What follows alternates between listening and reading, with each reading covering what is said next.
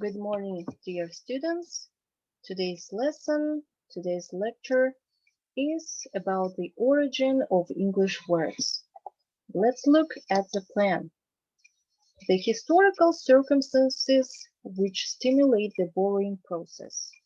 Native words, borrowings, the earliest group of English borrowings, Celtic borrowings, the 5th century AD, the period of Christianization, the 7th century AD, the characteristic features of Scandinavian borrowings, Norman French borrowings, the Renaissance period, modern period, three stages of assimilation, international words, etymological doublets, translation loans, interrelation between etymological and stylistic characteristics of English words. As you can see, we have many questions for today, so let's begin from the first one. To the question, what is a borrowing?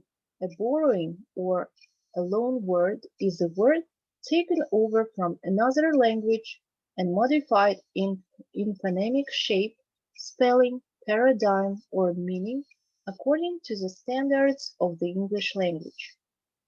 The period of borrowing can be more than 1,000 years. Quantity up to 80% of the English vocabulary consists of borrowed words. It's due to the specific conditions of the English language development.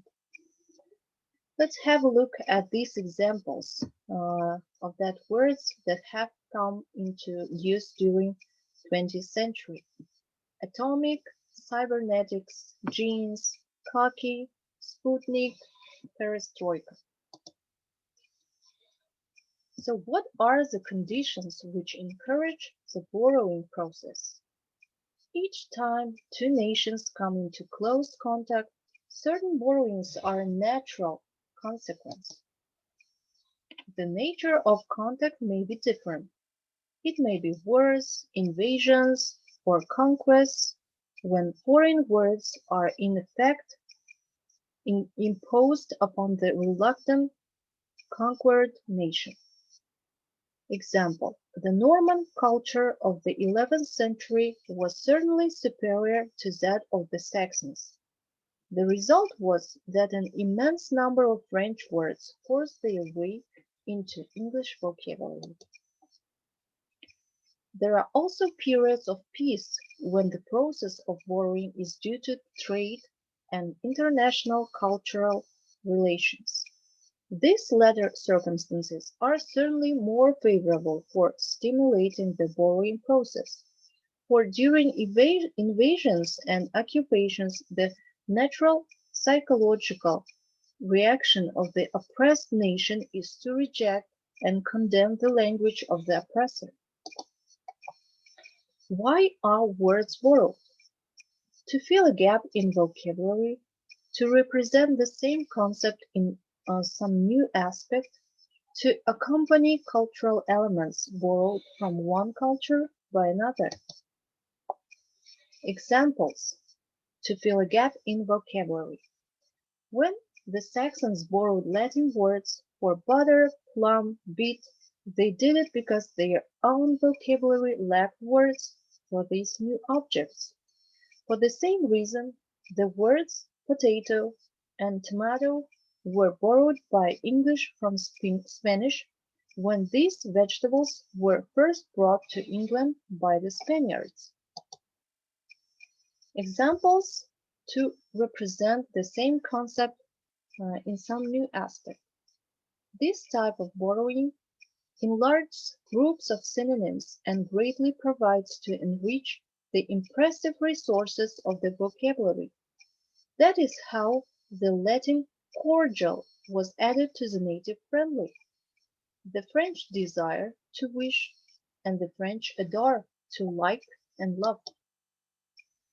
Examples to accompany cultural elements. In English, a material culture word, rouge, was borrowed from French, a social culture word, republic, from Latin, and religious culture word, baptize, from Greek. Borrowed words become completely absorbed into the system, so that they are not recognized by speakers of the language as foreign. Few people realize that tomato is of Aztec origin. Borrowed words haven't changed. Some words and phrases have retained their original spelling, pronunciation, and foreign identity. For example, rendezvous, cool, gourmet, détente from French, status quo, ego, curriculum vitae, bona fide from Latin,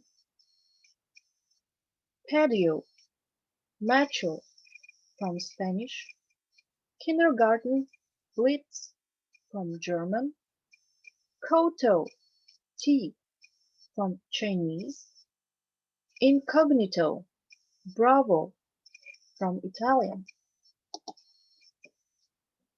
Borrowed words have changed their meaning. Example, mind originally meant memory, and this meaning survives in the phrases to keep in mind, time out of mind, etc. The word brown preserved its old meaning of gloomy in the phrase in a brown study. There are instances when a word acquires a meaning opposite to its original one. Example can be the word nice meant silly some hundreds of years ago. Two main problems connected with the vocabulary of a language: the origin of the words and their development in the language. Etymology or definition. Etymology from Greek word etymon, that means truth, plus logos, meaning learning, is a branch of linguistics that studies the origin and history of words, tracing them to their earliest determinable source. Structure of the English vocabulary. The etymological structure of the English vocabulary consists of the native element, Indo-European and Germanic, and the borrowed elements. Let's move on to the second part, native words. So words that are not borrowed from another language are the native element. The earliest recorded form of the English language can be considered as Old English or Anglo-Saxon. Words of Indo-European origin, Indo-European element, are not to be found in other Indo-European languages but the Germanic, common Germanic words. Words appeared in the English vocabulary in the 5th century, the English proper element. By the native element, we understand words that are not borrowed from other languages. A native word is a word that belongs to the Old English word stock. The native element is the basic element, though it constitutes only up to 20-25 of the English vocabulary. Examples of native words.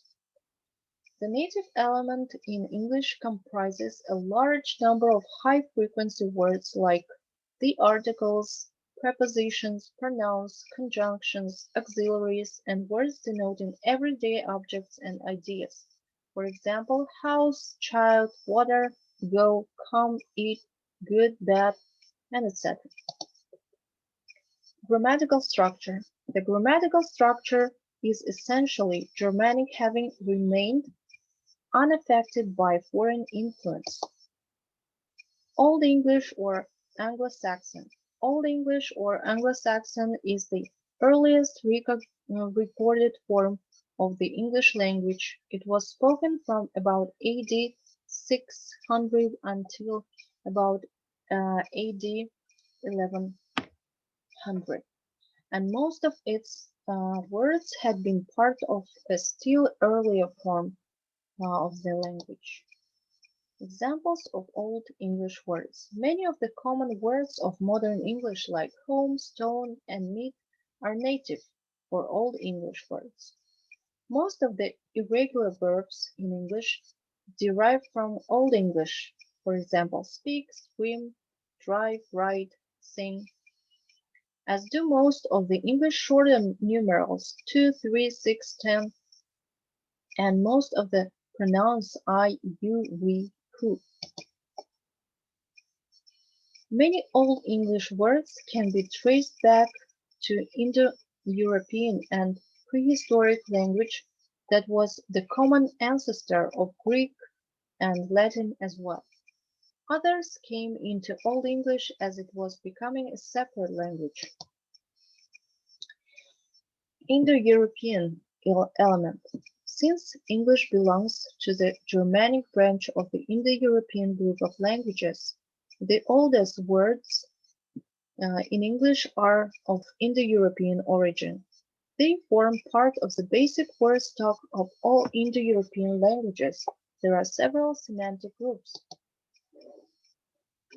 Let's have a look at these semantic groups.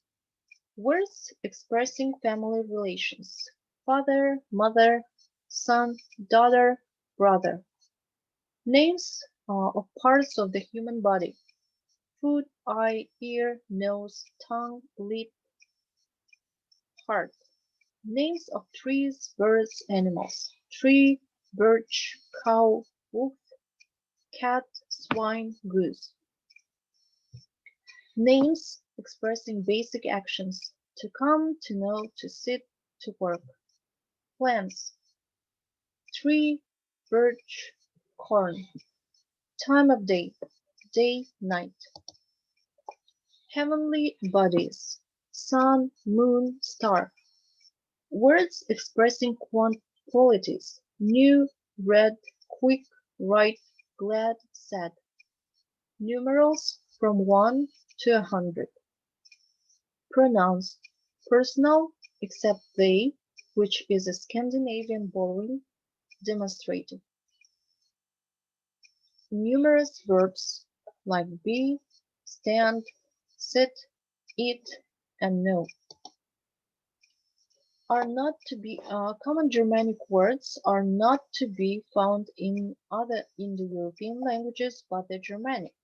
They constitute a very large layer of the vocabulary.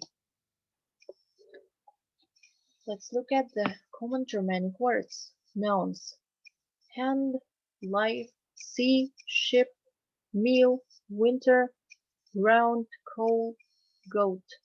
Adjectives: heavy, deep, free, broad, sharp, gray, green, blue, white, small, high, old, good.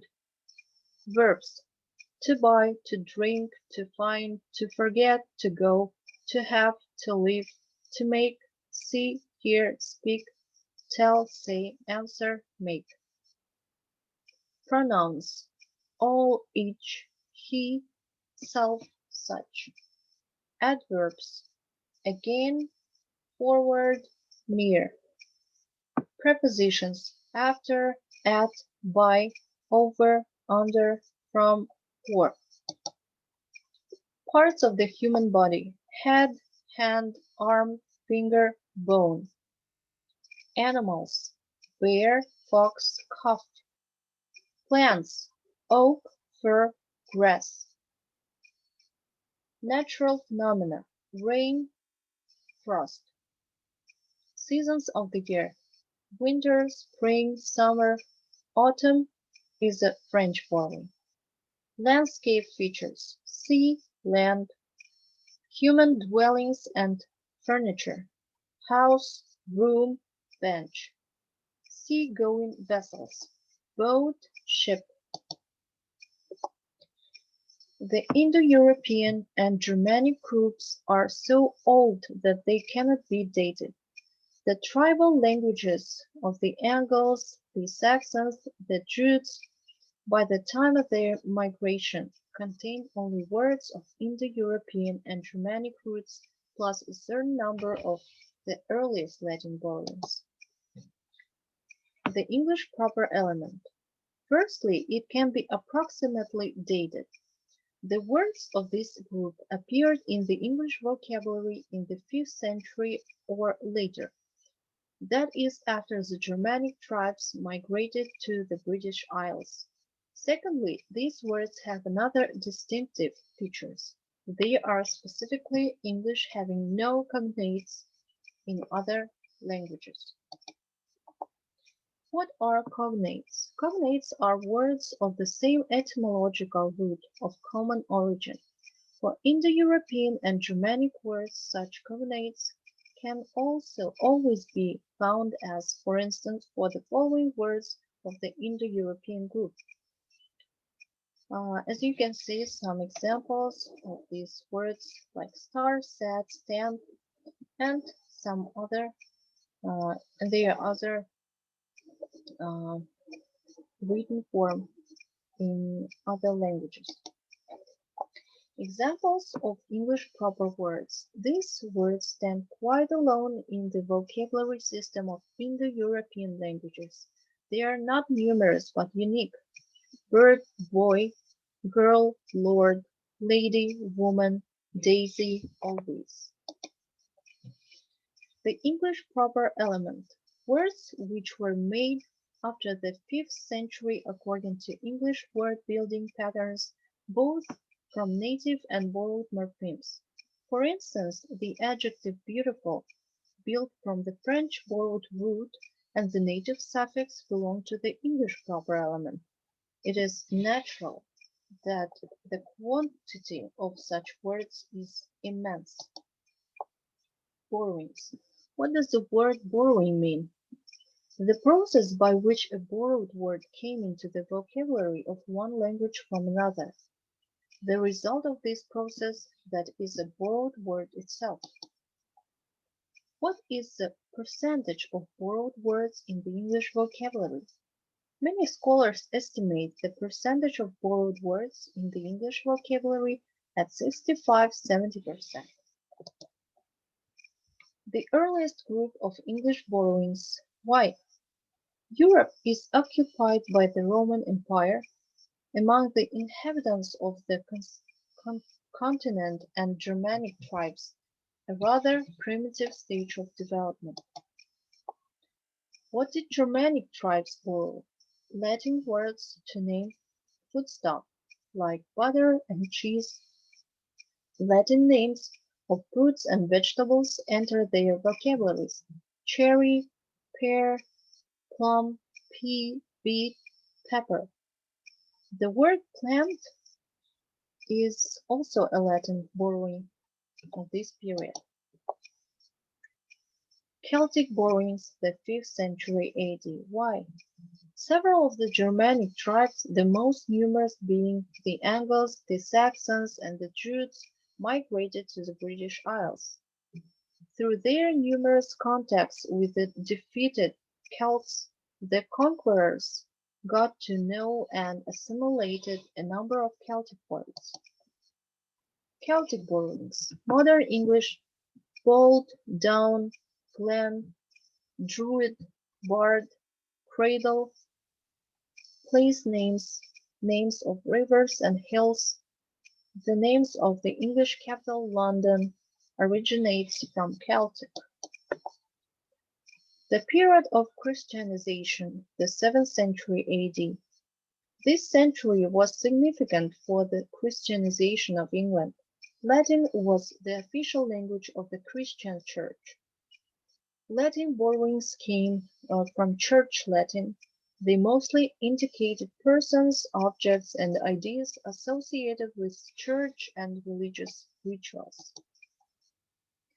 Borrowings from Church Latin: priest, bishop, monk, nun, candle, dean, cross, altar, abbot. Educational terms. The first schools in England were church schools, the first teachers, priests and monks. Three stages of assimilation. Most of the borrowed words adjust themselves to their new environment. They are assimilated. The foreign origin of a word is quite unrecognizable. It's difficult to believe that such words as dinner, cat, take, cup, travel, sport, street are not English by origin. Bear traces of their foreign background. Distance and development, for instance, are identified as borrowing by their French suffixes. Skin and sky by the Scandinavian initial sk. Police and regime by the French stress on the last syllable. Assimilation. Partially assimilated words are taiga, phenomena, police. Unassimilated words are coup d'etat, tête-à-tête, ennui, éclat. The three main areas of adaptation: the phonetic, the grammatical, and the semantic. The phonetical adaptation, fully adapted to the phonetic system of the English language, bear no phonetic traces of their French origin. Table, plate, carriage. The phonetic adaptation. Phonetic adaptation is not completed. Borrowing still sounds surprisingly French: regime, valise, matinee, cafe, ballet. The grammatical adaptation is a complete change of the former paradigm of the borrowed words. Renaissance borrowings, cup, plum, street, wall were fully adapted to the grammatical system of the language. But datum, phenomenon, or phenomena hasn't changed. A lasting process. The semantic adaptation is an adjustment to the system of meanings of the vocabulary. Example, semantic adjustment. Gay was borrowed from French in several meanings at once: noble of birth, bright, shining, multicolored. Rather soon is developed the meaning joyful, high-spirited, in which sense it became a synonym of the native merry. The semantic adaptation. There was no place in the vocabulary for the former meaning of gay, but the group with the general meaning of high spirits obviously lacked certain shades which were supplied by gay. Thanks for your attention.